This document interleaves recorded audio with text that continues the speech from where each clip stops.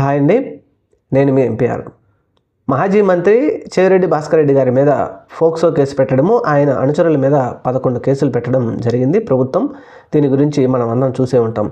తిరుపతి జిల్లా యలమందలో జరిగిన సంఘటనకు సంబంధించి, ముఖ్యంగా యలమంద సంఘటన ఏం జరిగిందంటే, అక్కడ 9వ తరగతి చదువుతున్న బాలిక స్కూల్కి వెళ్ళి వస్తూ ఉండగా ఆ బాలికను కిడ్నాప్ చేసి ఆ బాలికకు మంచినీళ్ళల్లో మత్తు మందు కలిపి నిద్రమాత్రలు కలిపి తాగించడం, ఆ తర్వాత ఆ పాప మీద అత్యాచారం చేసి అక్కడ సైడ్న రోడ్డు పక్కన పడేసి వెళ్ళిపోవడంతో ఆ బాలిక తల్లిదండ్రులు భయపడి వెతుకుతూ ఉంటే ఆ పక్కన నిద్రపోతూ ఆ బాలిక దొరకడం జరిగింది. ఈ బాలిక ఈ విధంగా జరిగిందని చెప్పేసి తల్లిదండ్రులు చెవిరెడ్డి భాస్కర్ రెడ్డి గారికి ఫోన్ చేసి జరిగిన సంఘటనను వివరించగా, ఆ తర్వాత ఎక్కడో 70 కిలోమీటర్ల దూరంలో ఉన్నటువంటి చెవిరెడ్డి భాస్కర్ రెడ్డి గారు వచ్చి వారిని తల్లిదండ్రులను ఆ కుటుంబాన్ని పరామర్శించడం జరిగింది.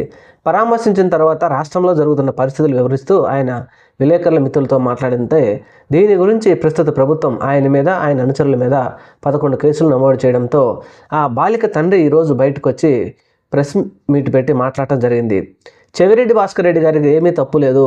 ఈ సంఘటన జరిగిన తర్వాత మేము మాజీ మంత్రి, మాజీ ఎమ్మెల్యే అయినటువంటి చెవిరెడ్డి భాస్కర్ రెడ్డి గారికి ఫోన్ చేసి మమ్మల్ని ఆదుకోండి, మాకు ఈ విధంగా అన్యాయం జరుగుతూ ఉంది ప్రభుత్వంలో అని చెప్పి మేము ఫోన్ చేస్తేనే చెవిరెడ్డి భాస్కర్ రెడ్డి గారు వచ్చి మాకు ధైర్యం చెప్పి వెళ్ళారు. అనేక రకాలుగా పోలీసులు మా మీద బలవంతం చేస్తూ సంతకం పెట్టించుకున్నారు. ఆ రిపోర్ట్లో వాళ్ళు ఏం రాశారో కదా మాకు తెలియదు అంటూ ఆయన క్లుప్తంగా చెప్పడంతో ఇప్పుడు చెవిరెడ్డి భాస్కర్ రెడ్డి గారి మీద ప్రభుత్వం లేకపోతే పోలీసులు పెట్టిన కేసులన్నీ అవాస్తవమని తేలిపోయింది.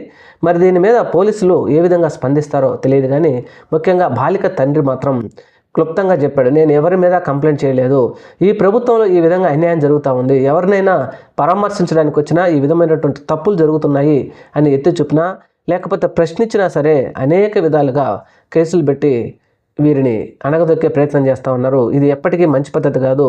ఎట్టి పరిస్థితుల్లో చెవిరెడ్డి భాస్కర్ రెడ్డి గారి మీద పెట్టిన కేసును కొట్టేయాలి అని చెప్తూ ఆయన విలేకరుల మిత్రులతో మాట్లాడటం జరిగింది. మరి ప్రభుత్వం కానీ పోలీసు వారు కానీ దీని మీద ఏ విధమైనటువంటి నిర్ణయం తీసుకుంటారో రాబోయే రోజుల్లో చూడాలి. Thank you. మన ఛానల్ని తప్పకుండా సబ్స్క్రైబ్ చేయండి. నమస్తే.